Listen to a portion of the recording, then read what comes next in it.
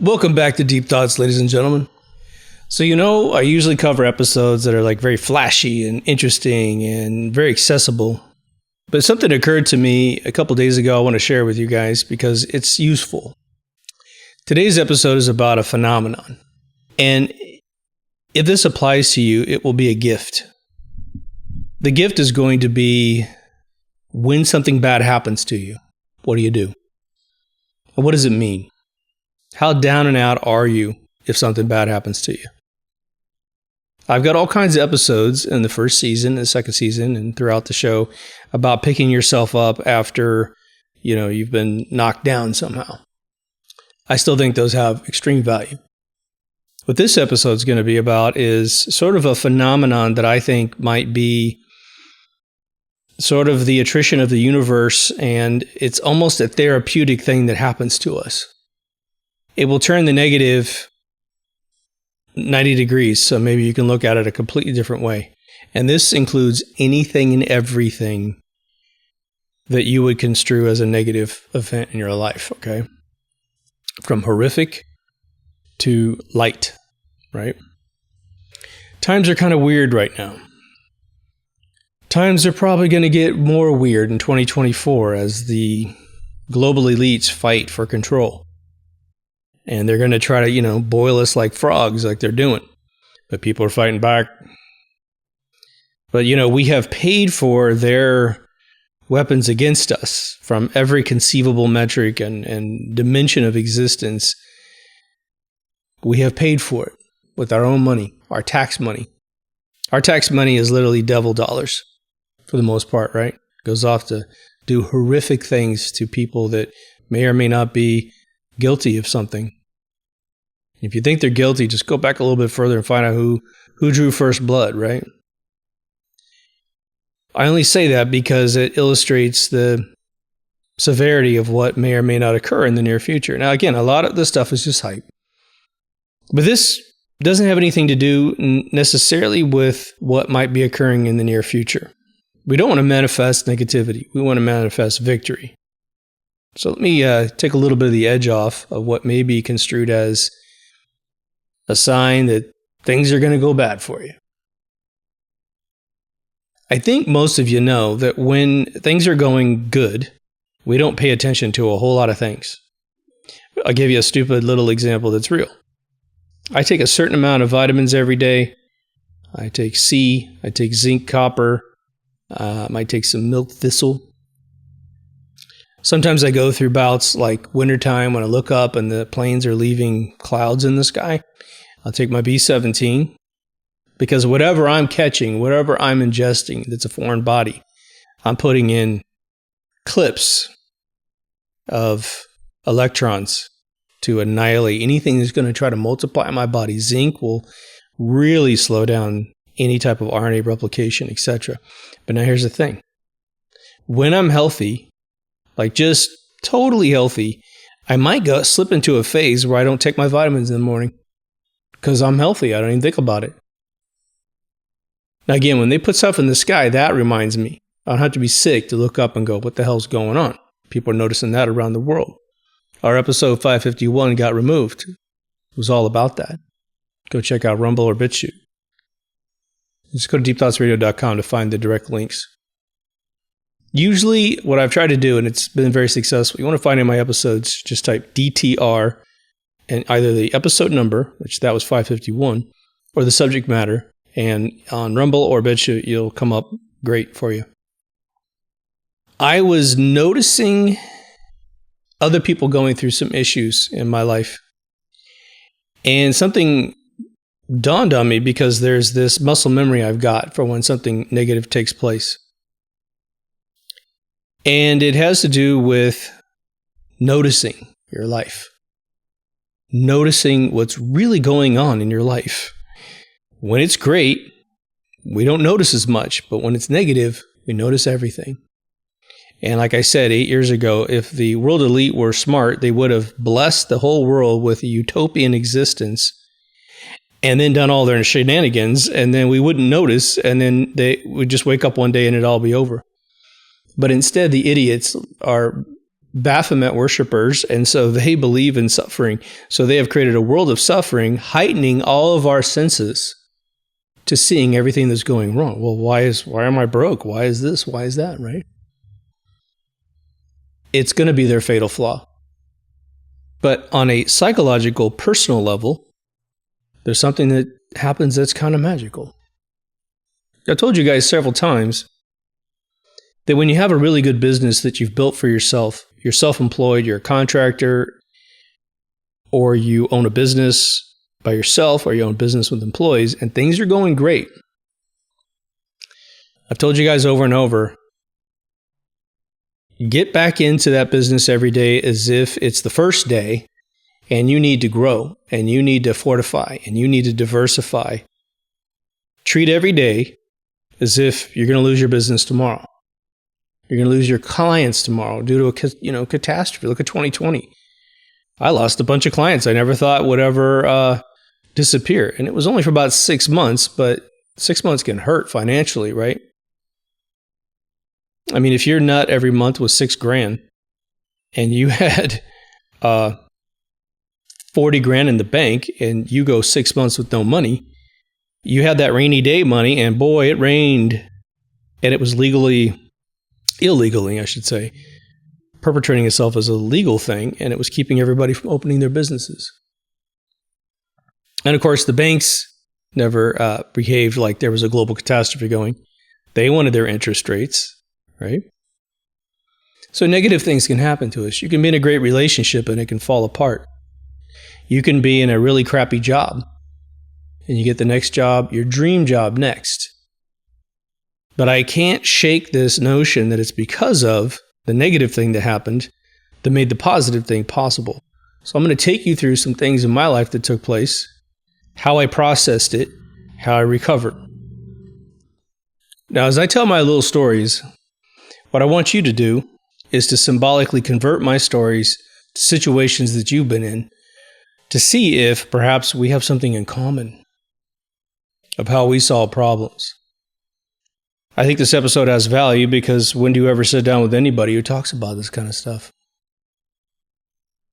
Maybe if you have a really good friend, maybe if you're really close to a parent, a relative, you get these kind of conversations and they can be worth their weight in gold, you know?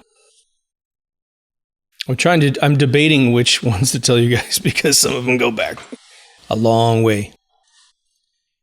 Now, the archetype of the one I'm going to give you as an adult is very in your face.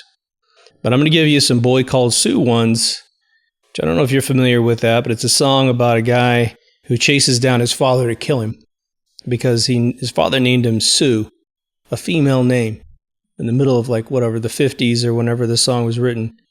When he finally meets his father said, look, I knew I was not any good as a father, so I knew I wasn't going to be there for you, so I called you Sue so that you get roughed up as a young kid.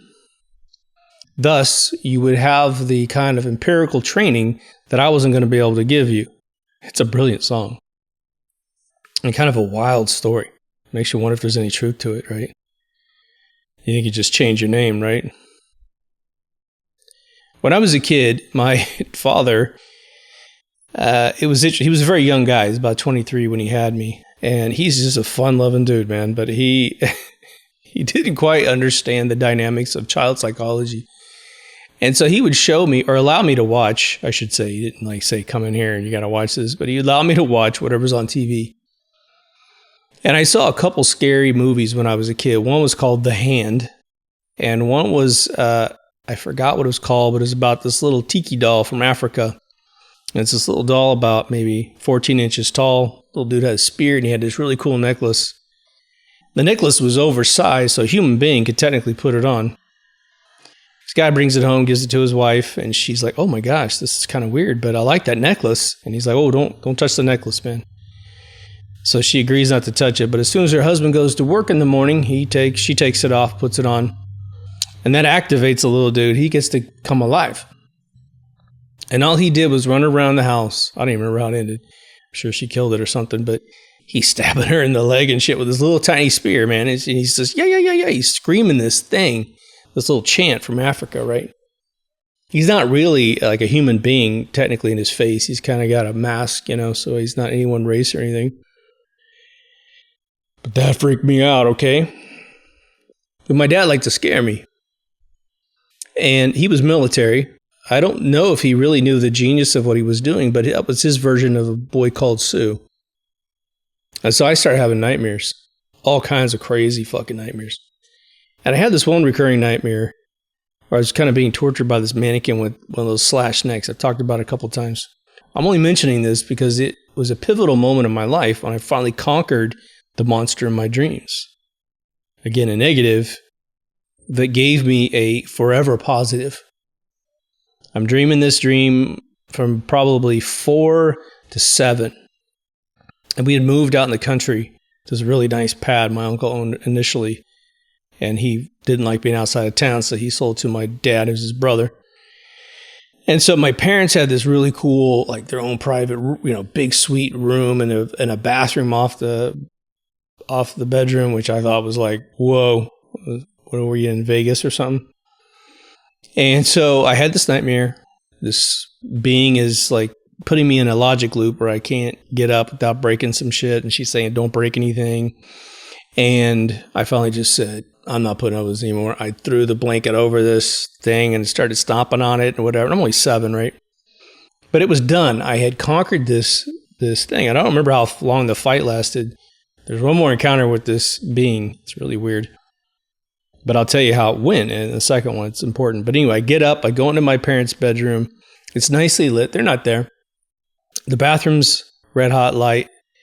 And it's kind of in maybe an evening setting or early morning or something. I go in there and Linda Carter is sitting on the toilet lid. So she's not going to the restroom or anything. She's in this burgundy robe with this. Her hair was kind of curly at the time in my dream. I don't think it was ever curly in real life, like curly. And I'm like, whoa, this is Wonder Woman. Oh, boy. I sat down on her lap and she smiles at me. And then her head falls out of her hair and she's got that cut neck that the monster has, right? And I remember waking up immediately, but I didn't have the dream anymore. Strange. Not until I was 12 years old. But here's what started happening in my real life. I started getting moved around. I started becoming the new kid in town. And when you're the new kid in town and all the little kids try to rough you up, and I wasn't afraid of anybody. Because I was like, man, you're not even close to the monster I've been fighting for 2 years of my life as a kid. So that gave me some confidence. Bizarre, weird confidence, right? Then fast forward to 12 years old. Now I'm in a really rough neighborhood in Boston. Lots of fighting, lots of crazy shit. I'm still a kid, but it seems there's a little difference between getting punched in the face as a young kid and get punched in the face as a slightly older guy. Other than they can kill you nowadays, but I go back to the Midwest and I spend the night at my cousin's house, and I was like sleepwalking and I was talking to myself. Now, what they don't know is in my dream that mannequin monster showed up, whatever you want to call it. The second that thing shows up in my dream, I'm just brawling immediately. I'm like, I'm not afraid of you. Let's just go for it. And we're fighting like a movie down a staircase and fighting. And I can't really hurt it. It's not going to bleed or anything. But there's this little room that you put your jackets, because the staircase went down and you could cut left and you can go through this little jacket room and you'd be in the kitchen. So this thing is like wailing on me, I'm wailing on it, and I'm kind of falling backwards and I'm kicking it back inside this room, and I shut the door behind it, and then I'm trying to get the door shut to lock it in that room. And I did. And the funny thing was, as soon as the door shut, I looked to my left, and everyone's sitting at the dinner table, just kind of chilling out. Hey, what's going on? Come on, get some food. I was like, okay, no problem. No more fear. Never saw that thing again. But, I'll give you an idea what would happen if I did. It'd just be the same old brawl. Now I've totally conquered this thing. I've managed to hold my own in the prison of Boston, right? I come back to my little hometown. Everything's good. I only tell you that one because that set me up emotionally as a kid to just not fear anything, I concede that if I'm fighting someone who can kick my ass, well, maybe I'll get my ass kicked. It's just fucking law of the land, man, right? Being afraid is a whole different emotion. That's paralyzing. Yeah. The only other thing that I would say might have been a negative motivator by being in the Midwest was that when you're in the Midwest in a tiny little town, you have a perception that the rest of the world has more than you. You turn on the TV, there's beaches, there's Hollywood, there's pick any place on the planet. People have more than you because you're stuck in this little town. So I used that time extremely wisely. I've been a painter since I was a real young kid. I kept painting and I moved from oils to acrylics. Found out it dried real fast. That was awesome. Got my first computer after I saw Tron. Started programming my ass off.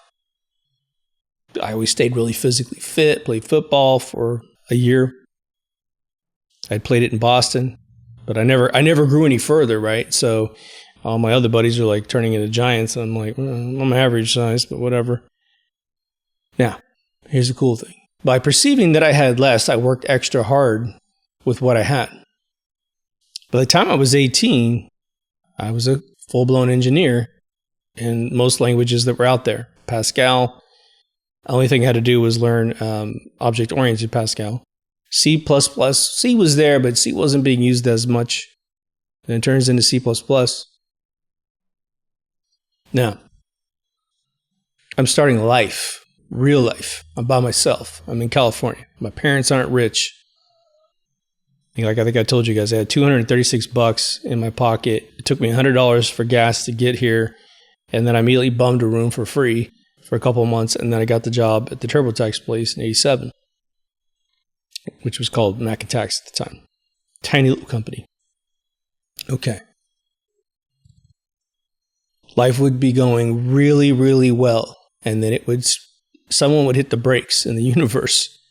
It's almost like Clash of the Titans when they're looking down the Coliseum and they reach in, they grab you and they put you back on a shelf. Or they introduce a monster in there to come get you. Life changes on a dime sometimes, doesn't it? I'm working at this tax place. I'm just getting through some little ones here. Then we're going to get to the bigger ones. And I get laid off because they spent a bunch of money expanding the company.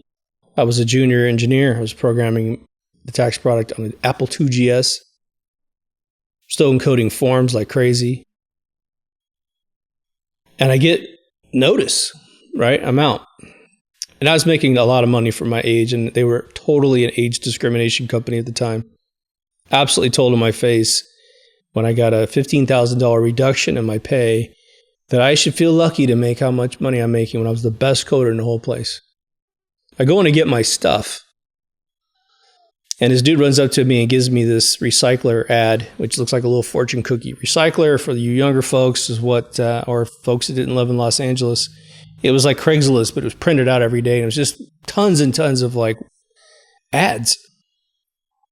Anything.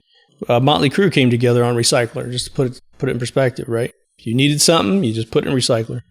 Well, this company in Oxnard that lived in a beach house, video game company called Atomic Entertainment, put a ad in for a video game artist. Well, I had already been drawing digitally for, at least 5 years. Drawing all kinds of wild art at work because I had these computers, these giant monitors, and I was just drawing like Eddie from Iron Maiden. I drew a whole species of people that were my cartoon characters. Just experimenting constantly, right? Drew the manual covers, drew vector art, drew bitmap art.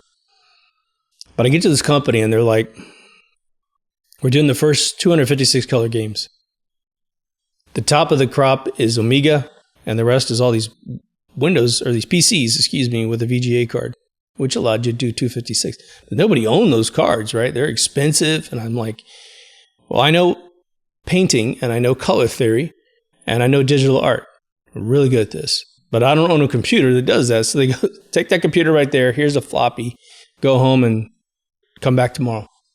So I went home and I spent the whole night. I think I was listening to Douglas Adams' Hitchhiker's Guide to the Galaxy, the original BBC broadcast. And I'm just drawing. I'm drawing underwater aquatic bases. I'm drawing neighborhoods. I'm drawing everything that would kind of cover a spectrum. Above ground subways that are kind of dirty. First time I've ever done this. Take back the floppy. Take it to... Now, again, I just got laid off. This is 24 hours. Well, I'd say within 48 hours of being laid off, I'm doing this at night. I take it back. The art director goes, man, you're good. I'm good. I'll hire you right away. But now you got to meet the CEO. This is my famous story of sitting on a leather sofa at a beach house. The doors open. It's summertime. It's actually April, but it was like summer. And there's a big fly in the room, and he just keeps flying in a big circle.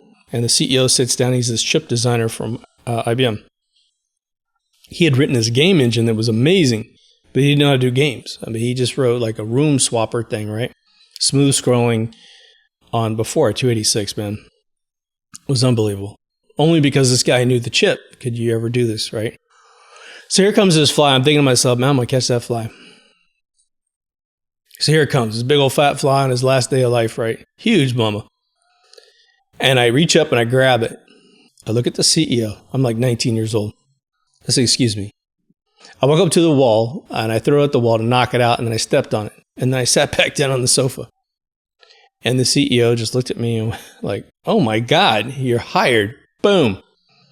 That night I drew the logo. That night I got my first gig, drawn on a game called Robo Wars, which was futuristic San Francisco. Now, part of that is some negative thoughts that turned into skills that made me optimistic about another negative thing that happened in my future. Being laid off with no money. No money at all. Thank God I had shifted from my $850 a month apartment in 1987, 88, to a garage with this great family I was living with at the time. It was all furnished and cool, man. So my rent was super low. I can't remember what it was. But life continues.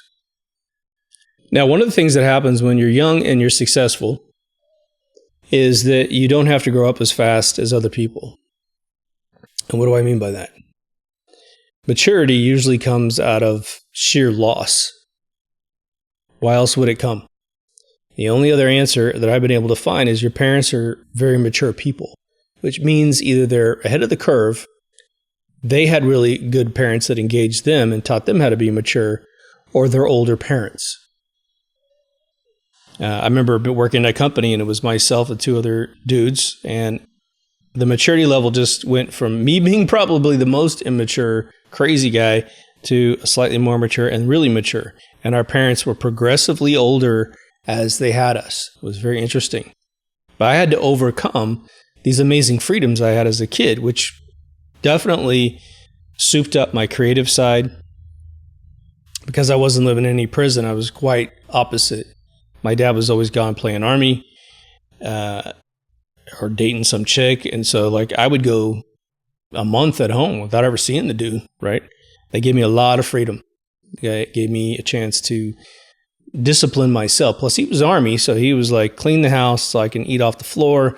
Here's my boots, spit shine these babies until they're absolutely glass, and press all my clothes to absolutely starch perfectness. So if a general looks me up and down, I pass with flying colors. So I had all this training before I was even 14 years old. So when I got out on my own, I knew exactly how to have my own apartment, live my own life, keep it clean. If I hadn't perceived being in Kansas as a threat, I wouldn't have had the skills I had when I got to California. Now, of course, I'm out here in California. And you date, of course, if you're interested in ever being married, having kids. And sometimes you can break up with somebody and there's not a whole lot of reflection going on. There's some amicable thing that's going on, that some circumstance where you understand why things didn't work out. It has really nothing to do with who you are as a human being. And other times it throws up your guard. You don't know why this thing happened, right? I've definitely had breakups at times where it was like, I don't know why. I don't know why this person's walking away. And later you might find out they were dating somebody else or something like that. Doesn't matter. Sometimes these moments are totally devastating for you. And I remember going to work. I had recently broken up with a girl. She had just told me like everything was great, and then boom, it was just like some other dude had come around. He was available. He'd expressed himself. She kind of always had liked the guy. And it was like, what was it? It was her ex-husband's roommate's brother or something weird, right? And she'd known the guy for a long time. So he had juice with her, and we had just met at work. So I really didn't have any problem with her at all. I was just shocked. And I remember sitting at this brand new job. I got my first dedicated internet job. I've been coming out of the database industry. And I remember sitting there and I'm super heartbroken, but I got to function. I got a brand new job. I got to function. And it's a new discipline where it's like, man, I've never done this before for a living. At least clinically just that, right? But what it did was it made me stop and think about things. Who am I? What was I just being ridiculous with that relationship? Was I not reading something, writing that was on the wall? The truth of the matter was no. It was all hidden from me. I didn't know about this previous sort of budding relationship. She ended up having 2 kids with that guy, so it was the right choice for her. But it makes you think about who you are as a person. Being in a tech career path, the other thing is that technologies will be at the number 1 apex of all solutions in the world, and then overnight, they disappear. It's a wild thing. But all your skills are sort of in that basket. And so you've got to go, oh my gosh, I need to diversify more when things are going good. Now I'm going to hop around a little bit for relevance and for its impact. One of the reasons why I tell you guys, if you ever get a business, to take care of it, is that I had a situation where I had built a business from scratch, a video game company, very, very successful. And I found that I had some very junior employees that had never been upper management people before. And believe me, you can't learn it just because you want to. You never hand out jobs like, well, you'll just be CTO. No. If they don't have an experience leading other developers and being a technical lead and really understanding what that responsibility is, you do not hand out any jobs whatsoever. If you're going to do their job, then you keep the title. You're 4 titles.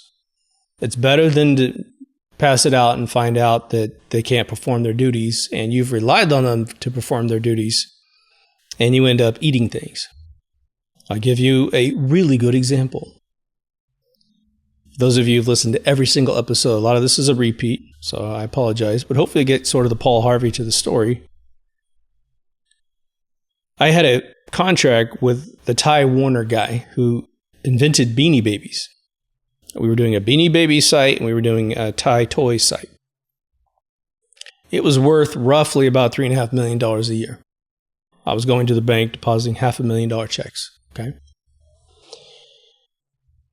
We lost that contract at the last second because I had 2 CTOs, one that was focused on one area of development, one was focused on a different area of development. Plus the new guy who brought us this gig, great guy, but he was very junior, didn't understand the severity of what was going on. He had a bug. He had bought some software off the shelf, off the internet for $500, and it had a flaw in it. We had a north branch in LA and a south branch in Orange County. We were pretty big. The south branch had developed a replacement module for that module that he purchased, and we found a bug that even Macromedia at the time, before Adobe bought Flash, hadn't been able to figure out. So we fixed it. So we got this new thing, and it's in-house. We own it. We don't have to pay any money for it. I gave it to this dude and said, look, get rid of that module that you bought because it's got a flaw in it. I guarantee it. If the founders of the product can't find it, that product is also got the bug. Oh, okay, yeah, sure, I'll do that. He didn't do it. Then eventually, imagine a high-profile website like a Beanie Babies website where little girls are putting in codes and building a little world, just like the Barbie site. And all of a sudden, it just freezes because of this one little bug that we fixed. He didn't swap it out, told me he did. And a media animation company was in between us and them. We could have done the animations, but they also had the gig already. This dude throws down just like a crazy negotiation tactic and basically tries to say that my company is incompetent and that they should do the development. They don't have any developers. Okay. They eventually folded really fast after this. He drove the company to the ground. But we lost a $3.5 million deal a year for $500. So you want to be a good person, and you equate that to just handing out rewards for people that haven't earned it. It'll make you stop. It'll make you think. And when you have those mistakes that happen, those failures that happen, they make you a better person. And it makes it to the point where if you ever get stuck in that situation again and someone is stomping their foot on the other side of the table, potential partner, I want to be that role, and they don't have that role. The interesting thing is you can just tell them that story. Here's why I'm not giving you that role yet. You're going to have to earn it. You're going to have to prove it. And you tell them the story. Now, if they don't appreciate the story and they're still stomping their foot, you kick them out the door. Sorry, you're a liability, man. You're not even willing to acknowledge reality, right? And sometimes you can pay them the same amount of salary. It's just they don't get the role. So in the end, when it comes down to a judgment call, it's still you that makes the call. What I'm trying to instill in slowly, and I know you probably feel this already, is that when we get knocked down, we typically, depending on what kind of person you are, we will blame ourselves too much. And there's been psychological studies. I read this in the late 80s from Psychology Magazine. It was an interesting study they did about people who divert blame to other people, other things, other circumstances. They never take the blame themselves, which sounds like a hideous behavior. And you definitely have to be careful if you're going to consciously engage in this behavior, okay? You'll become extremely annoying to everybody you know. But what they did in this study was they figured out that the people who do that actually are more successful. Now, I'm going to give you the Paul Harvey to that little story. It's not that the people who do that sit around and go, well, do you know what happened? Do you know what happened? They tell you that story. Do you know what happened? And they have to tell the story 100 million times in their lifetime. As if anybody cares. The truth of the matter is nobody cares. Okay. They don't actually do that. The most successful people just go, okay, we screwed up. Let's move on. Let's not get into wasting cycles of precious life in a blame game. What's that going to do for you? Right? The only thing you could possibly do is assess what went wrong. Who failed? It's not punishment time. Maybe you get rid of that particular person out of the equation, or you adjust their participation out of the equation, and you try again. But that's in a group scenario. It's a little bit easier in a group scenario, to be honest. It's when it's all on us. It gets a little more personal. This is where you're going to have some tougher skin. Here's the cool thing. Play that game with yourself as well. Is it ever valuable to get into a blame game with yourself? It's really strange. I've got friends that are probably clinically depressed. When you listen to them talk, they've had really less failures than most people who are successful. The problem is that they will sit around and mope and blame themselves, sometimes in a reverse psychology attempt to get others around them to go, oh, it's okay, you're good, you're good. And they're trying to get that adulation by attacking themselves in front of others.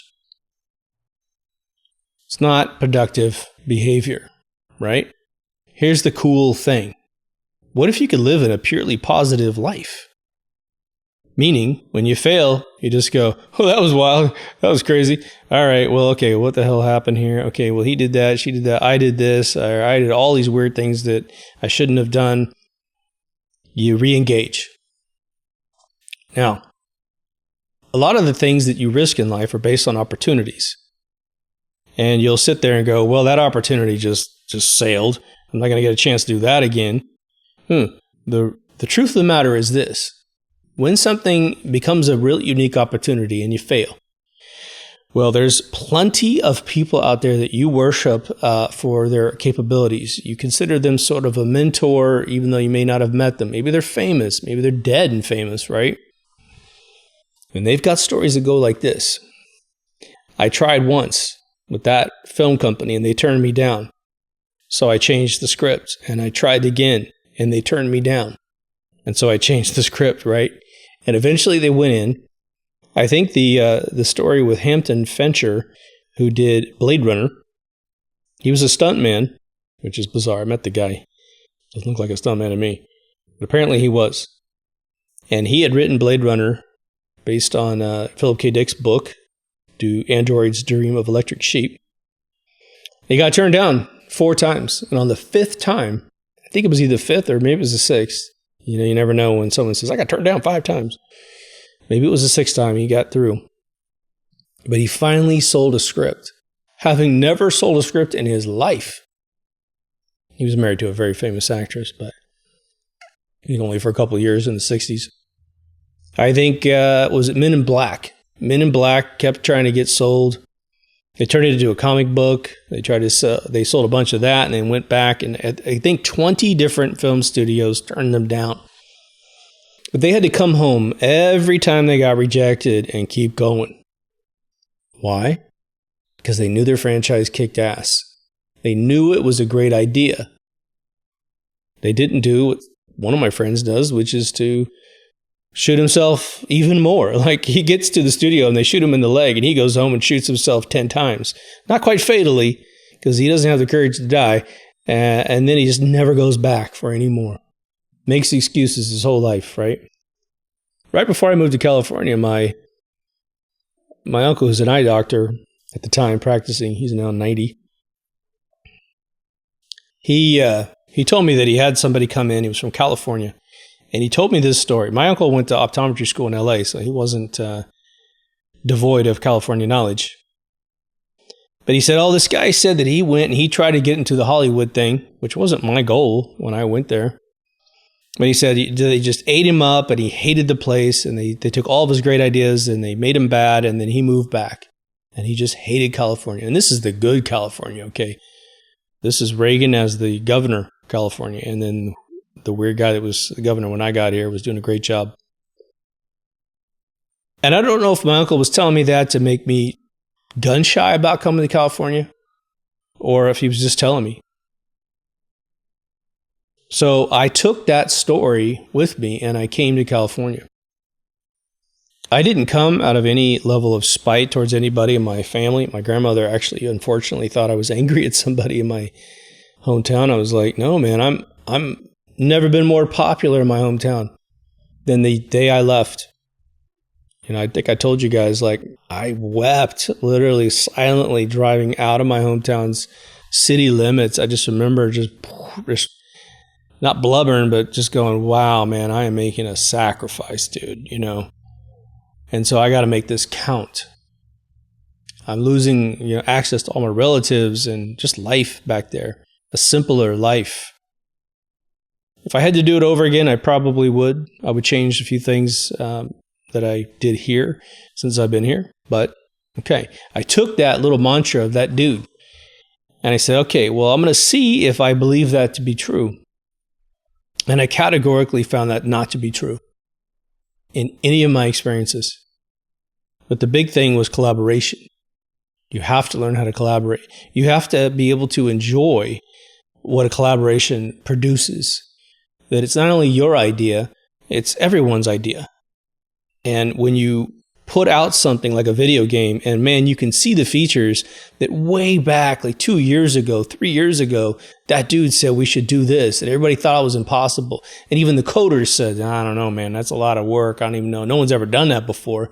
And they ended up going home and dreaming about that feature and going, okay, let's see if we can figure this out. And boom, it shows up. It's a big deal. It's a really fun thing. And films are just exactly like that. When they come out and you've written a line and a famous person says your line, it's like, whoa, that's crazy. Someone you respect, of course. But what if the universe has this as almost a constant? Okay, life's going good. Well, this person's interested in what we call growth. They want to be the best they can be. Well, if we just keep it all bread and butter, it's all super simple, they're going to stagnate. Maybe that's okay. But it seems like they keep calling out to the universe to get a little bit more. A little more understanding of the universe, a little more skills. They want to be an expert and not just good at something. They want to be a master, not an apprentice. And believe me, it's fine to be an apprentice. It's fine to just go to work and do your job. But if you want that extra stuff, there's a price. And so the universe shocks you back into reality. Shocks you to look in the mirror one more time. Who are you? Right? I've told this story before, but when I finally got out of before I made my game company, I had worked at EA for, 7 years as is that right? Yeah, 7 years as a contractor, 2 years as full-time. Each one of them had rewards that was pretty amazing. It was very slow at the beginning, first 3 or 4 years, really, really slow. But eventually I did soundtrack elements for Knockout Kings, doing music for that. That was cool. Just was the right place, the right time, right skill set. But I get out in 2002 during the recession. I had some money in the bank, and I'm just sitting there looking around going, man, I've been wanting to play video games, a couple of them, but I haven't been able to because I've been working too much. I got 50 people at work, right? I have to take care of. Very aggressive. I was lead engineer. Very aggressive. Lots of politics. Lots of crazy. It's a total crash and burn at the end due to AOL screwing up the deal. All right. So I went home and I played video games for about 40 days. My girlfriend at the time walks in and goes, "What the hell are you doing?" I said, "I'm relaxing." She goes, "You can't relax. You got to get going. You're going to run out of money." And I was like, "Yeah, you're right." So I sat and wrote a platform, a Perl platform, because PHP hadn't quite taken off. I eventually sold it several times to all my clients, my celebrity clients, using it to make the websites and stuff because there wasn't any WordPress, right? It was very good. I probably used it till like 2012. But it wasn't until 2013 when the 2008 crash finally caught up. Took about 4 years and change to finally kill my game company. Imagine this. I have worked extremely hard, definitely fallen down a couple times in that process, but always kind of fell up, So now I'm out and I've been in the industry for, 20 years, 25 years, I think. Yeah, it was like 26 years I've been in the industry. That's right. And I was like, who am I? I don't even know who I am as a person anymore.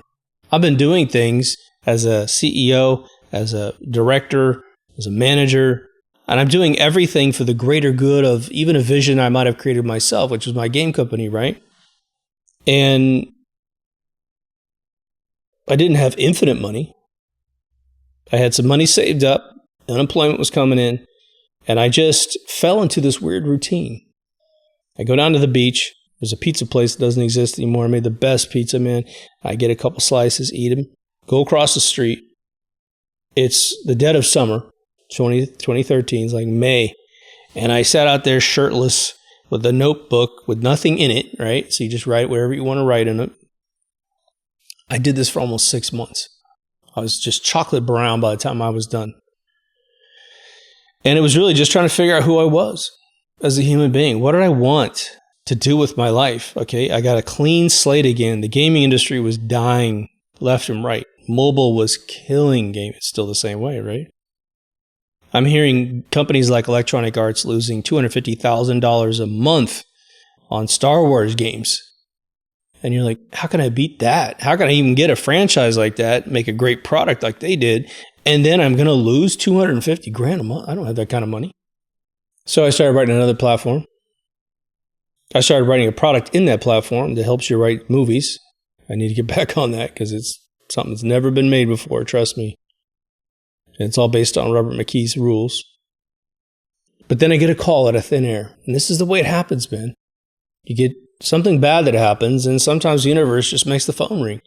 And it was my first employee for my game company. She'd gone off and become an employee at a state college in Long Beach. She says, look, I need a coder.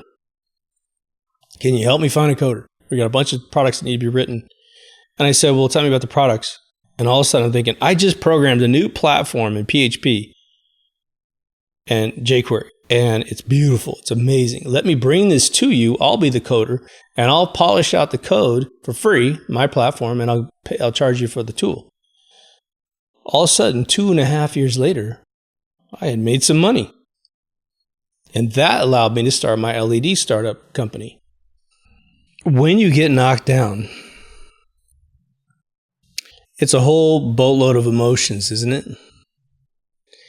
One of the biggest emotions is sort of being lost. Another one is being potentially overwhelmed by the loss. You're also surprised that this thing occurred to you. And there's something we need to say about negative events that occur to us, that happen to us, right? When it's something that is a response to an action that you have taken in your own life, you try to do something and it didn't work out, that's one flavor of loss. The other flavor of loss that virtually all of us have experienced is losing someone out of this world. They pass away.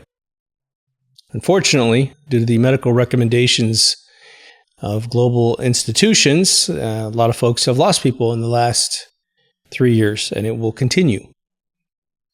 All right, they're saying that cancer was going to go up 77%. Pfizer just bought a record purchase price for a company that makes a cancer therapy, not a cancer cure. When those types of events occur, it is the sharpest of emotions that you could feel in the negative realm, in my opinion. Again, the same things apply to the personal version as well. Very seldom do we have a blame game that will ever benefit us in those extreme losses. You may even be completely correct. But at the same level, what good is it going to do you? Almost everyone I know in this world who has had a loss due to a very specific reason, someone being careless and they're still alive, and their loved one was a result of the carelessness of someone else, they will go through the Kubler-Ross anger, denial, negotiation, acceptance. It doesn't mean that they forgive, but they have to go on with their lives. And so let's just say that those events typically don't happen very often, right? The loss of a person out of our life who should be still here based on their age, okay? If under some weird circumstance, and it happens around the world, when they go interview folks in war-torn South Sudan or Brazil or some of these like Hades or something where murder is just the number one pastime. And everyone in these camps has lost their parents or a parent or their brothers or their sisters or whatever to war and just sheer violence. They can talk about it way more freely than we can in the Western world where it doesn't happen like that. For us, it's a drunk driver. For us, it's some crazy person. It's a medical regiment. What the difference that we can potentially see and maybe leapfrog without skipping the mourning process. The mourning process is a completely different, extremely important process. And we all do all of these things differently, of course. But the faster we can get to the point of honoring the person who was forced to leave against their will, the faster we get to heal. And the faster we get to live in their honor, right? In high school, I lost what I consider to be a mentor and I can't call him a best friend, but he was definitely a close friend. And we had I've told this story a couple times. This guy was 2 grades ahead of me. One of the coolest dudes in school, man. He was super popular, very handsome guy, but he never let it get to him. He was never acting cocky or anything. Just a gentle soul. Dated one of the most beautiful girls in school. And he got on the back of a motorcycle, which then was going up a hill, and hit a golf cart that this kid had driven onto the highway without any headlights. Doesn't matter. He was literally perpendicular to the highway, and he had been told earlier that night, do not drive this on the highway. He was a drunk idiot. That guy got himself killed on the golf cart. He got his passenger killed, and he got my buddy killed. One girl was sitting on a folding chair on the top of the golf cart. She just thrown in the air and landed on her feet. She was fine. The driver of the motorcycle was in a coma for a long time, eventually woke back up and has made actually a pretty amazing recovery, but it took years. He lost his life to this accident. But I had just played pinball with my buddy. I think it was Hot Pursuit pinball game with the big carousel on top. This guy had partied at my house. I knew him. I could say hi at school, and he was always really gracious. And he basically passed the juice baton to me as a sophomore by acknowledging me in front of everybody else. And so I got some of that coolness on me, right?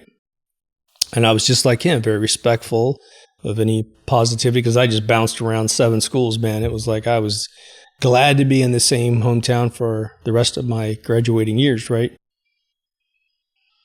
But I had played pinball with this dude every night for like weeks. We just found this little timetable. When I got off work, I'd go, it's like 11 o'clock at night. But this was a Friday night, I believe. I had gotten off work. I came eat my microwave pizza. It was like an AM PM or something.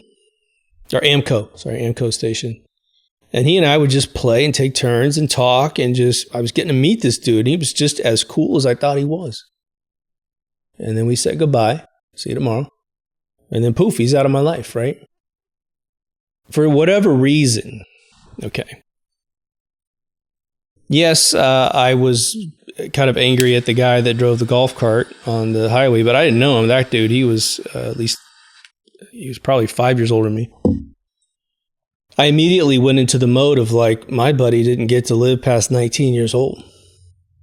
I think I was a senior at the time. Actually, I was a junior, yeah. I was going into senior year. So when I moved to California, one of the little pacts I made inside my mind was, Randy and I are going to California. The life he didn't get to live, I'm going to live it for both of us. And I think I succeeded. We've had a lot of fun.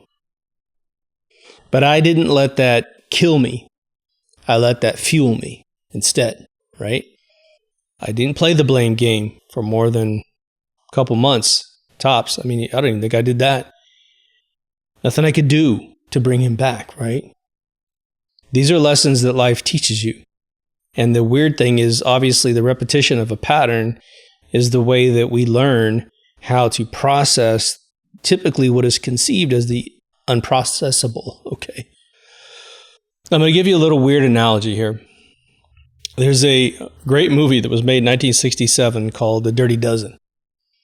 Lee Marvin is the head actor who plays a commander who has got to take 12 dudes out of a really crazy prison and take them on a mission deep inside Germany's enemy lines before the invasion and try to kill as many officers as possible in this palatial palace. They're going to parachute in, and there's a crazy plan to get in. It's one of the greatest films you'll ever watch from that era. Why mention this? Well, he had to turn a bunch of like what you might describe as like degenerate, undisciplined people who literally had chosen to fight the system under all regards and turn them into people he could rely on in life, right? By the time they got to the mission, everybody's got their act together, except for maybe one dude, Telly Savalas. Oof, he plays a crazy character in this one. He was Kojak back in the 70s. We need to surround ourselves with people like that because it will cut down on the amount of disappointment that you're going to have in your life. I said a long time ago in one of my first episodes, because I feel like it's one of the greatest lessons you will learn in life, is that as long as you're relying on human beings, we're flawed. We just are. We have weaknesses that we don't know. We have weaknesses that we know that we're not telling other people. And sometimes we're immature and people will ask us, can I rely on you in this one area? And we'll say, sure. And we're not reliable. Maybe we make it through the eye of the needle, but sometimes we don't if we're not honest. The best thing you can do is just be honest and go, well, it's definitely something I'm interested in, but I really don't have the chops just yet to be at this expert level that it seems like you want me to be at. If you're willing to work with me and understand I'm going to probably have a few failures before I get to that stream of success, then I'm good for you. Otherwise, you might want to pick somebody else. But I really do want that position if you're interested. The pattern that I'm trying to introduce to you is the way that we solve problems in a community setting, a business, your best buds, whatever, gets internalized inside of each one of us when we negotiate with ourselves. Because we have lots of requirements that are a part of our life, right? You got to do this, you got to do that, you got to do this, you got to do that. And you have to be able to be honest with yourself. And then, just like you hiring yourself in that scenario I just gave you, where you're like, I don't know, I'm going to try. Make sure that if you fail, it's no big deal, right? I mean, it's a big deal that you're going to go back in and go get some more and try again. But you need to stop and do what companies call postmortems. Postmortems are, okay, we tried that, and some stuff went right, and a bunch of stuff went wrong. What went wrong and why? This isn't a blame game. A good postmortem will make everyone feel amazing. And whoever leads the postmortem needs to be a very mature individual that ensures that everyone at the table is not feeling attacked. They know they're not going to be attacked.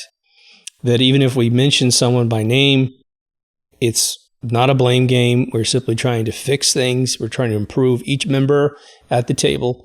And even if they did a good job, we want to make a great job. They did a great job, we want a phenomenal job. They did a phenomenal job, we want a miracle next time. If possible. We're all human. That also needs to be communicated. There's been a couple movies. I think Woody Allen made one and John Malkovich made one. Being John Malkovich is the Malkovich one, where they portray a bunch of individuals living in the brain of an individual who's the lead character, and typically the actors inside the brain are not the actor that's playing the outer body. And they portrayed this a couple times. What's interesting is everybody who's touched those scripts already has an understanding of what I'm telling you. And they're dramatizing it into a comedy where we have these weird individual personalities within our personality. And all that means is when you have a preference for something, you bring and almost like re-register your CPU with instructions, the program that is your love for that one thing.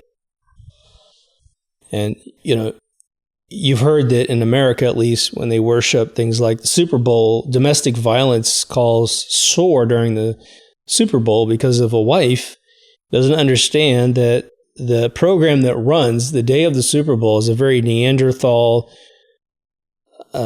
primitive version of the man who's watching sometimes.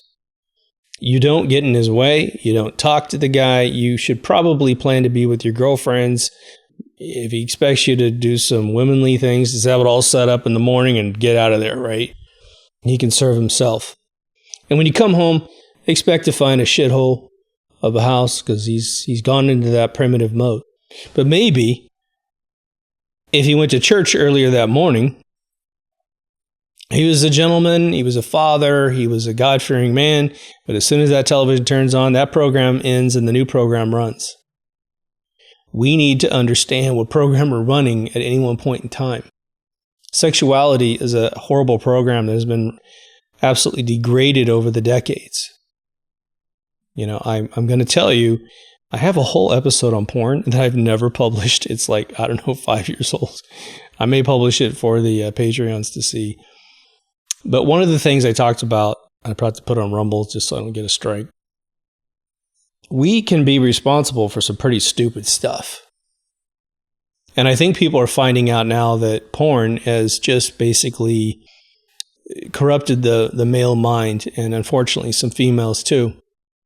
It makes you think that what is fictional on camera is real in your life. When you watch a movie, and you see people respond in certain ways, behaving heroically or being villains or whatever, most of us don't go home and go, that's me, or that's you, or that's the way this and that works, unless it's some serious, documentary kind of movie like Schindler's List or something. But when they watch porn, oh my gosh, all the dopamine's flying all over the mind, and it's all imprinting fictional scenarios that don't exist in your life. All this erectile dysfunction is literally proportional to how much somebody watches porn.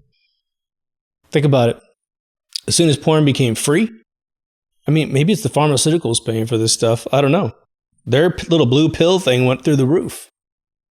And now it's like in your face, like you will absolutely positively have this medical problem.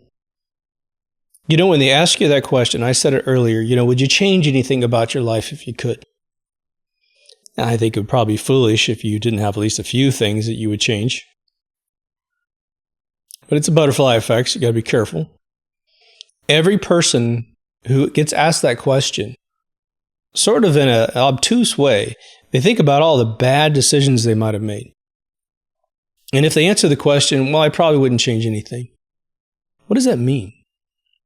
That's a pretty deep answer, isn't it? I wouldn't change anything.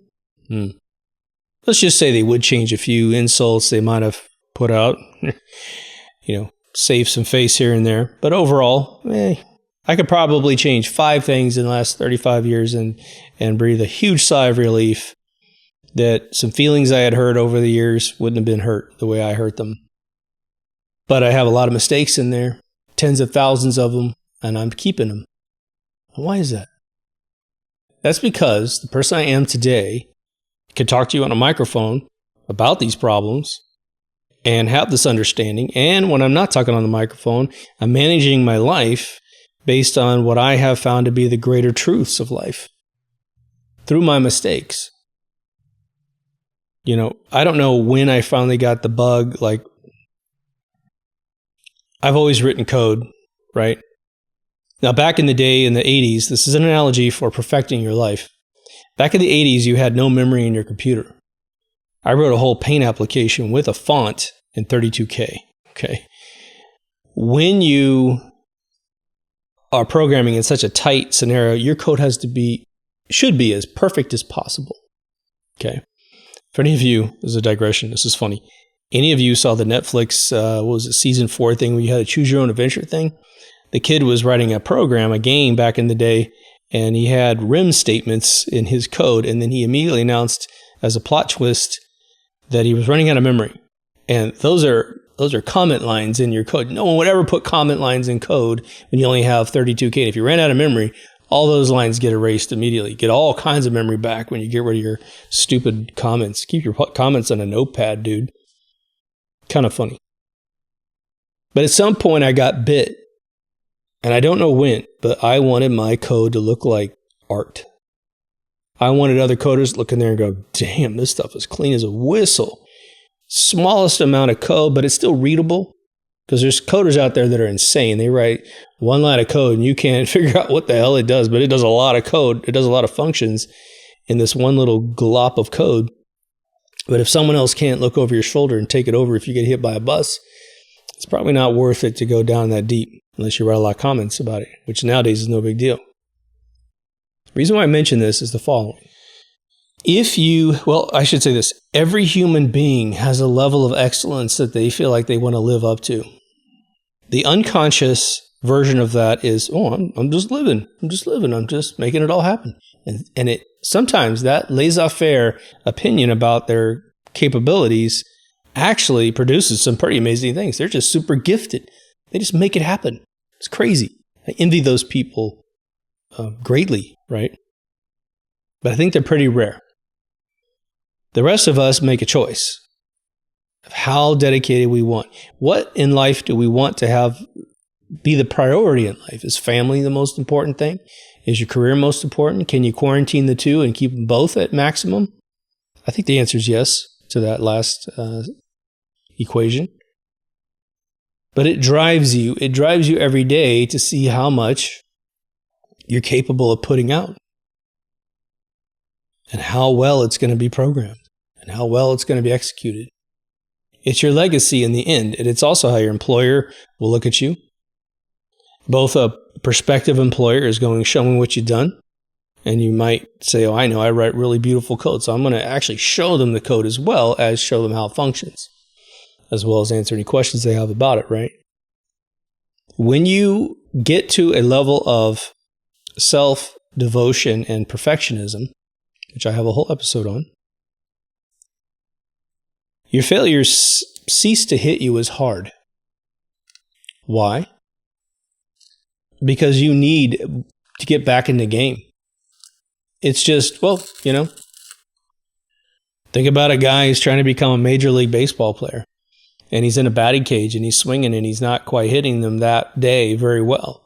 Well, that person knows there is no option for putting down the bat unless you're going to completely get out of the career itself. So you just keep going back. And you have good days and you got bad days. Maybe something's on your mind. Maybe you pulled something the day before and it's making your swing a little bit less. There's all kinds of therapy to get basketball players to make their free throws, and now the three-point game, right? Three-pointers when I was young was like, whoa, got a three-pointer. Now every game's like 60% three-pointers, right? The other one is to pace your energy levels as you're dealing with these failures. If you're exhausted, take advantage of that exhaustion to give yourself a break of persecuting yourself through an error. Hey, there's no one you can mention that's your hero that hasn't failed more than you. They just hid them from you.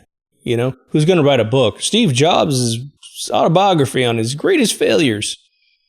They all should write that book, but they don't want to because it kills the legacy, right? Unfortunately, as human beings, because we know we're imperfect, we want to give off this this notion that we don't make mistakes. It makes us bigger than life. And the truth of the matter is, you actually will make less mistakes the more you practice, the more you fail, the less mistakes you make because you learn the pattern of failure. Oh, if I do that, I get screwed up, right?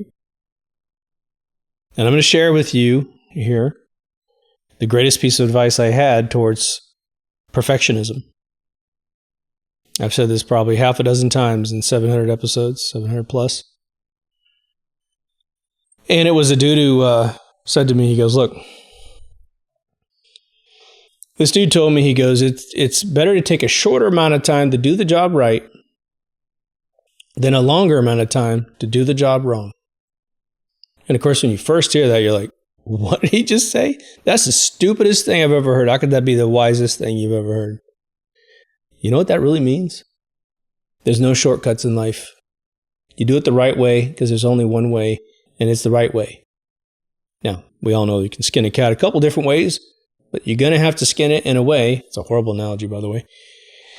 You're only going to be able to do it in a right way because all these shortcuts always end up creating tasks that have to be resolved in the future. Well, I'm on a programming project right now where a programmer was learning how to code in a new platform, so he invariably created tons and tons of shortcuts, thousands of them, okay? And now I'm saddled with fixing those shortcuts and doing it right. And then I have to think up a new way because there's many ways we can do this. And so I have to look at the business model, look at the logic of what we're going to need in the future and how fast particular areas need to scale. And so I have to upgrade things perfectly so that when we want to put a new wing on the house, it's cut, paste, go. And it's the most gratifying thing to get it right. I watch a lot of B movies that are on rifftracks.com. And one of the interesting things that you find in watching crappy old movies, and some of these are great movies, they're just making fun of them, but a lot of the bona fide B movies that are like so horrible they're fun, that kind of description of them, scene by scene, they're cutting corners. They're not reshooting. The director doesn't have any guts to tell an actor that was the worst performance ever, or maybe they simply don't have the talent. But even if they did have the talent, which maybe they don't, they're making excuses why they can't get the right performance on camera.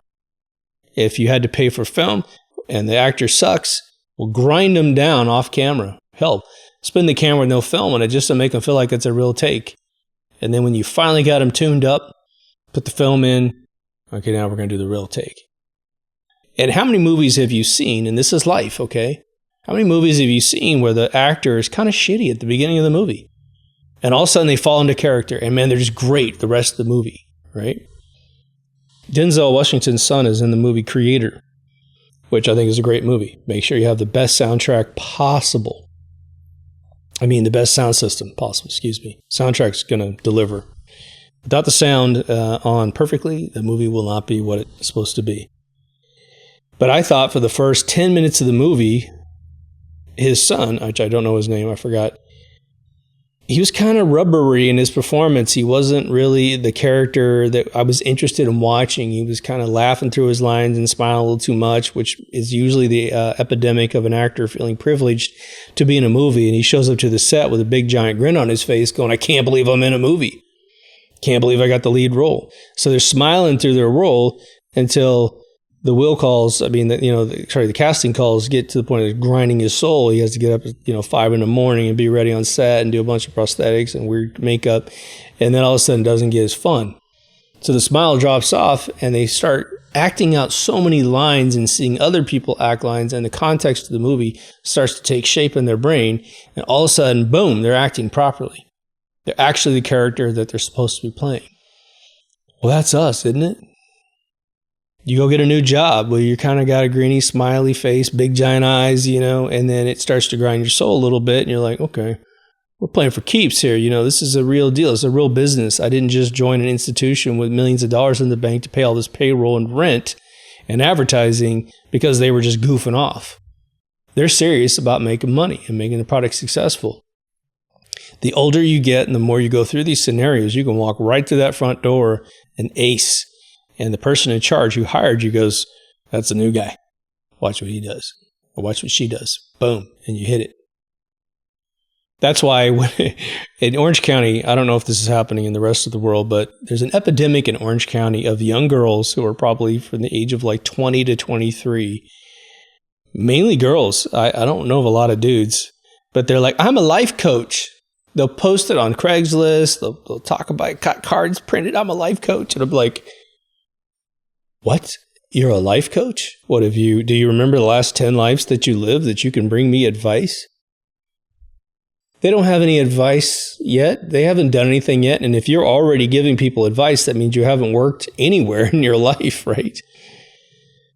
There's some gifted people in this world sometimes, but I'm telling you, they're a reincarnated Krishna soul that is talking to you from 1,000 years of experience. I'm not some kid in Orange County.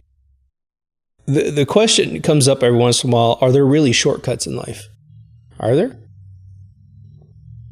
Well, what did my former boss tell me? Got to pay attention to the words. He said, it's better to take a shorter amount of time to do the job right than a longer amount of time to do the job wrong. What does that really translate to? That means when you're young and you're dumb, you go the long route, thinking you're so smart, and you're not, unfortunately. You don't have any wisdom yet. You have knowledge. And you do things wrong. But the more you go through these failures and you figure out the price you're paying because you're constantly creating crap, you're like, man, I'm tired. I want to have more free time to my life. I don't want to go home stressed that I might get fired because I don't know where I am at work with what I'm doing. And so I got to learn the right way. Now, it might be a human mentor, it might be ChatGPT, whatever it is. You got a lot of resources today I didn't have when I was a kid. You had to know a dude.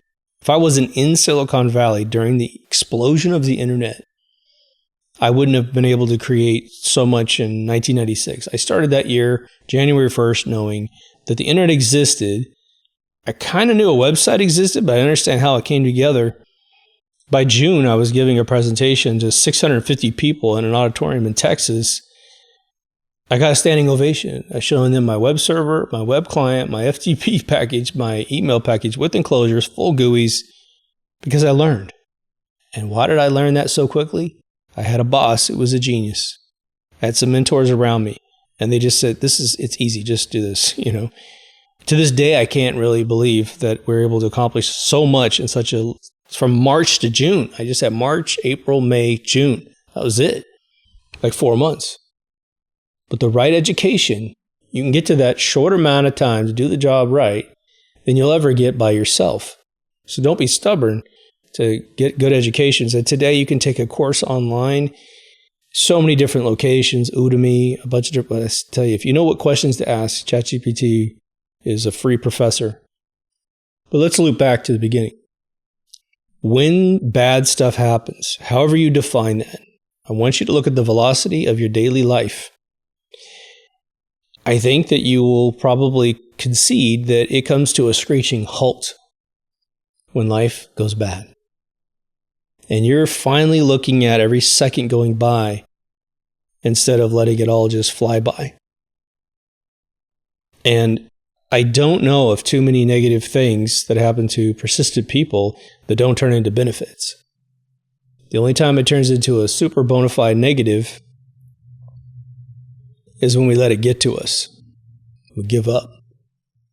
I got several episodes on the details of picking yourself back up. Calming your soul. That's another episode. I want you as powerful as you can be. I've said this 150,000 times on the show. Don't exaggerate, right? The only way that we win the game in this rapidly changing world is to get control of ourselves, right?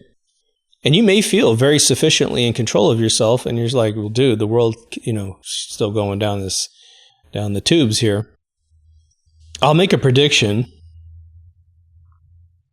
about what the world's going to need, what it needs today, and what it's going to need even more and more as days go by until we start winning back bona fide victories in the name of freedom and protecting humans, right?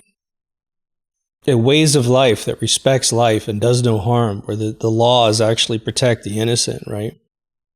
I have a title that I've said several times on the show, and it's called The Chieftain. Many of you are chieftains. I know several personally who are my friends through the show. They are absolute chieftains. I don't mention any names because I'll leave out a name and then I'll remember it later and I'll feel like crap. But you know who you are. The world is going to get segregated more and more.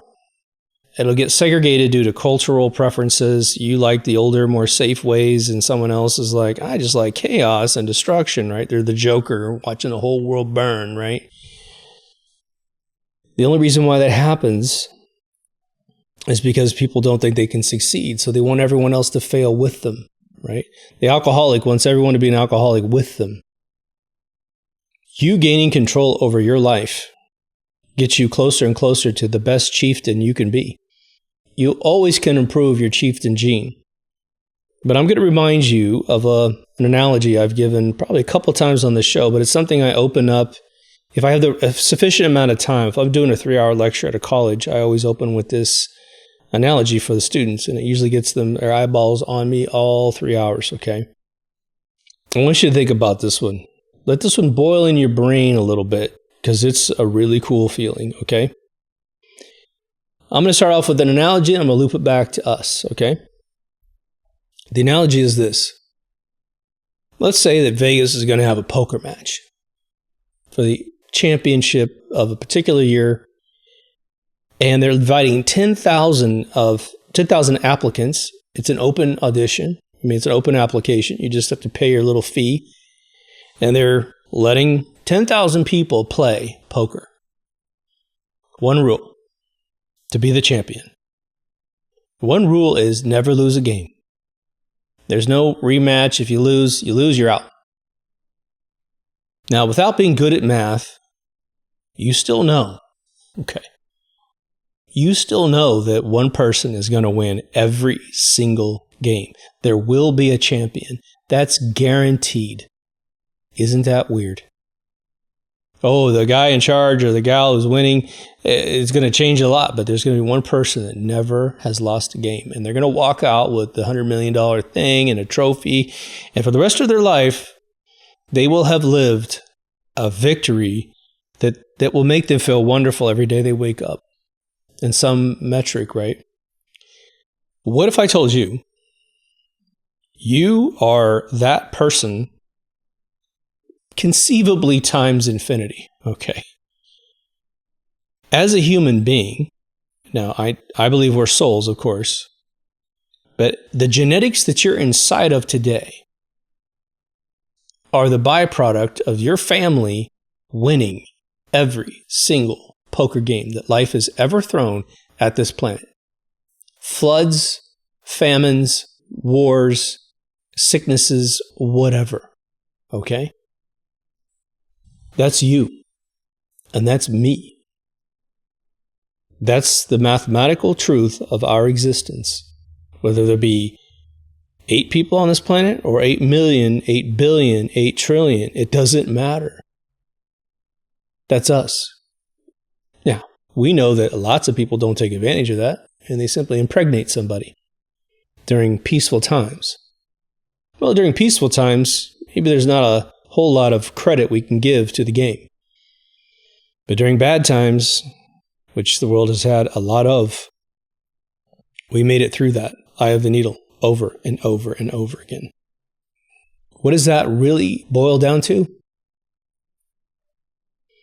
It boils down to there's nothing you can't do if you put your mind to it, which is a cliche that most people play off. But why do cliches even exist? Cliches exist because they're true. That's why. Your ancestors have been at ultimate, penultimate levels of perfection, of knowledge, of survival skills, of tool making skills, of tool operation skills. They have looked at the vista of society and went, oh boy, here comes the horde. We better get ready to fight. And they fought, and they were the victors. And the other folks didn't make it, but your relatives did, over and over again. So if you ever want to get down on yourself, think about that one. Think about that one. If you're remotely proud of your surname, and there's sometimes your immediate surname relatives aren't exactly the ones you want to emulate, just understand a couple generations back, they were extreme badasses, okay? They could just eat grit for breakfast and say, give me another, Let's get all this grit out of the way so I can have a strawberry sundae, all right? I grew up in a family that made sure that we understood our relatives. Did you know your relative was this? I got a relative, you can look him up. Look up Bullet Hole Ellis. He's one. You can look up Lewis Allen John, one of the oldest surviving Civil War soldiers, reported to Grant. You'll look it up. You can just read all about the dude. But we've got doctors and inventors and scientists, and even in my generation, we had doctors and scientists and people that just hunkered down and learned stuff and then passed it down, right? Like I told you, my uncle, on my mom's side, that dude taught me quantum physics at 9 years old. And he taught me like I was an adult, but he also knew how to boil it down so I could understand it. And then he was like, then we went into general relativity and special relativity, right? So I would know what they believe to be true. Later, I changed my mind about a bunch of that stuff, but still, I had the foundation to argue in my own mind ethereal sciences versus, Newtonian physics, right? And how to meld them together to both make their discoveries work, but through a medium that is the ultimate unified theory, right? You can do the same thing with your life, whatever it is you're up against. Now, sometimes when you get older, you might make excuses like, well, I'm old. I'm tired. I'm done. Nobody cares about what I do. Well, you must have brothers and sisters that make you feel like someone has to care about what you do. Because when you have no brothers and sisters, you do stuff for yourself a lot of the times just to go, wow, that's cool. But there's almost no service or product that you can invent or perfect or refine that someone won't purchase from you. And maybe you're not the person to build the company around it. You just make it patent thing and find some people that want to move it around the world for money. Get yourself a good attorney, sign your rights very carefully, and make some money. You were like, man, I was 70 years old and I thought I was done. By 75, I had a new patent and I moved out of this dinky little apartment Social Security was paying for, and I got myself a house. Nothing too big, nothing fancy. I got money to hand out to either relatives or be a philanthropist and hand it off to people who are qualified to get it in your judgment. Life is a video game and you're playing it, right? There's all kinds of analogies like that. Life's a script. Rewrite your script so you have a better ending. It's honestly true. But when I first started this show in 2015, I was telling you the old analogy about being the pinball in the pinball machine, right? And at first in life, we just get hit by the bumpers and the flippers and all that stuff, the kickers. And then eventually, some point, between probably 20 and 35, you go, wait a minute. I'm not satisfied with being told what to do all the time. I'm not a jerk about it. I know I got to cooperate and collaborate with other human beings, but I don't think I'm where I want to be. And if you don't stop because of potentially a failure that slows the whole game down, you seem like you lost everything, right? We've all had that feeling, oh my God, I just lost everything I loved. Okay, let's stop. All right, somewhere in my brain is a typewriter. I can rewrite my script. Somewhere there's a controller. I could play the game a little bit better. There's a game I play. Here's a funny little story. It's a weird little analogy. You get these great analogies at the end of the episode. Little game I play, a little game where you make wood. And I found out recently that by following the script of the game, when they're like, you got to build this now, you got to build that now, we'll give you an award if you build this right now. If you follow that lead and you build it through the whole thing really, really fast, it will slow down this one thing that you need to have happen. But if you build half the factory and refuse to build the thing that's like sitting there bouncing up and down, you can build me now. Oh, don't you want to build me? It'll feel so good if you build me. I'm going to make a bunch of jingle noises and it's going to be great. If you don't build any further than halfway, these little cards come out that upgrade certain players in your game. And one dude's really rare. And the thing is, you won't get a card if a little lumber mill thing doesn't exist, because the guy doesn't exist yet, and they won't give you a card for that dude because you couldn't use him because it doesn't exist. So what I did was I cut down the lottery numbers down to half the amount of folks in the game. And now this super rare card that shows up, well, now it's part of the lower count of cards that come out anyway. And I get that dude up to a level 4, and all of a sudden my money-making apparatus is automated while I go to sleep. I build through the rest of the base in 2 seconds, and I win, and I kill. And I'll even post, like my screenshot up, and people are like, well, how did you get that much money? That's crazy. That's way higher than the rest of us. And I tell them, I said, just don't go all the way. And that's part of what life is like. You go through the motions of what society says you're supposed to do. And sometimes you want to take a pause, study what you're doing. Make sure that the next step that society expects you to do is the one you want to do. Or, better yet, that you're ready for it. That your skill sets are higher. Human beings used to be more mature. Just watch old movies from the 30s, 40s, 50s, and you'll find out that when women were very strong individuals and all this crap about them being beat up is all bullshit. I mean, they would sock you out, right? But the maturity level of a human being, say 18 to 20, was ready to actually multiply and create kids because of their education, being reading, writing, and arithmetic, and just life in general. There weren't a lot of distractions. People understood what it was like to raise children. Plus, they're usually from fairly large families, and they raised their brothers and sisters. So when they had their own kids, they made instinctually good choices with their kids. Hence, a lot of the great creations made in the 50s, all these crazy, amazing people we got out of the 50s, right? Who became our heroes in the 70s and 80s, right? But today, the level of maturity of a 20-year-old is, I don't know, in terms of the 40s and 50s, maybe an 8-year-old, a 10-year-old, absolutely devastatingly immature people, not ready to procreate. And so we're getting tons of broken homes, right? The kids are more disturbed because they've experienced things they should have never experienced because their parents were children raising children, but no knowledge and no mechanisms in their brain to upgrade when they found out they were making a mistake. They don't even recognize they're making mistakes until the kid is running away at 13 years old because home is crazy. I have known people that waited to have kids. They got married early, enjoyed their marriage, enjoyed figuring out who they were as individuals, so that a lot of the arguments that mommy and daddy would have had with children present no longer occur, at least as frequently, and definitely not as violently, verbally speaking. And that's huge. That's utterly huge to recognize that, right? Well, as an individual, it's the same exact thing. When someone goes to college for something that they love, especially a trade profession, they want to be a chef, they want to be a doctor, whatever it is, they have to get certified. They have to have the degree or they can't do that job. It's not allowed, right? For good reasons in most cases. They're pining, right? They're going to college and they're pining for 4 years. In their brain, they know they're getting prepared to do this career. They're making sacrifices, especially if you want to become a doctor. You're making super sacrifices.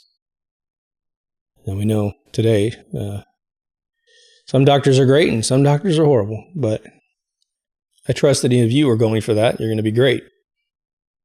It's not a bad thing to plan. It's not a bad thing to sacrifice. It's not a bad thing to invest in yourself. And we're so gratified all the time. We've got goldfish brains because of mobile devices. We really do. People can't pay attention in conversations. You can't speak complete sentences anymore in a conversation to other people because they're just going to be like, yeah, whatever. And they're off on some other personal conversation. The amount of times I'm talking to somebody at other lounges and they start a conversation with somebody else and they ask me the question. I've talked about this before. They ask me a question, some serious question about politics or something, and I'm working. So they've stopped me from working. So they've asked me to stop working and making money to answer some question. I'll be halfway through the answer, which, believe me, is very tight. And they'll look at someone who's walked in the front door. Hey, they're talking about some fucking game that's on the TV or some stupid bullshit that happened the night before. And it's like, really? Don't ask me any more questions. And so I'll just sit there and stop answering questions. I'll just act like I don't hear them. Why? Because I'm more important than they are for my life. I have to take care of number one first. And they're not interested anyway. They're just acting out life, bantering. And the ones I actually schedule meetings with, where I go, you're going to be at the lounge? I'll meet you there. We sit down with 2 sticks. We're eye to eye for an hour. Just exhaustively going over the current affairs that happened since we last had a chance to talk. That's extremely rewarding. But I'm just going to leave you with one thing about that. And that is, I got an episode on friendship. I've said this a couple times. It's probably one of the most important episodes any human being can watch. It is the culmination of a lot of hard lessons I've learned personally. It's way back. Might be season 1. I can't remember. Again, Rumble and BitChute are your friend for both for all the videos. BitChute has them all for sure. But just go to deepthoughtsradio.com. Search on friendship. When you have a conversation with someone who is deeply interested in what you're interested in, you will have this phenomenal emotional reaction. And it goes something like, well, I tell you how I describe it afterwards. I always say, it feels like my brain was on for the first time in a long time. Like I was really engaging the circuits that I have spent so much time making more dense and more dense by solving problems, by talking, by solving problems, by making episodes. I think that's why we're drawn to each other. And especially if you make it this far in an episode, we have that connection, you know? And it shouldn't be a rare thing, and you shouldn't have to necessarily go online to get it. But it's kind of that way, isn't it?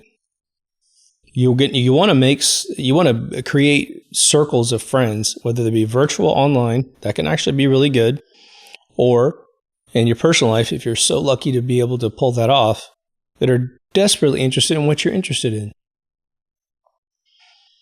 Because if you're there was an analogy that Bill Cosby made once, and he said, if you want to accomplish a goal, then you have to set it. And then you have to go and research how many steps you think it's going to take to do that job. And then you need to start doing those steps.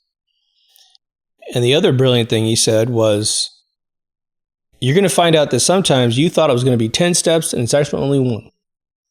But the inverse is correct too. You thought it was 1 step and it's 20. When you surround yourself with the right mentorship and friendship, you will accelerate that process to points of such velocity that it becomes a very enjoyable, organic process where you're like, oh my God, I'm just killing this, man. Every day I'm just getting better and better and better. To your surprise, it becomes fluent. But also remember this. They have proven time and time again that when you're in the presence of other human beings, you are communicating with your brains without talking, without even intentionally trying to communicate something. If you do intentionally try to communicate it, there's something wild that happens. And the story when my buddy, I had two guys, Dave and Robert, great guitar players. Robert was insane, okay? I mean, insanely good. As good as anybody in the world, okay? When I sat down and learned the guitar with those guys, electric guitar, there's a whole bunch of technique over acoustic, right? I would just learn something in 2 seconds. Like, wow, this is how it works, right? And then I take that guitar home and try to practice in my bedroom. If I did it the same day, I could maintain what I just learned. If I sleep on it and get up the next day, I'm half of what I was the day before. And I get back with Dave and Robert and go, show me that again? Or can we play that again? And I come back to me.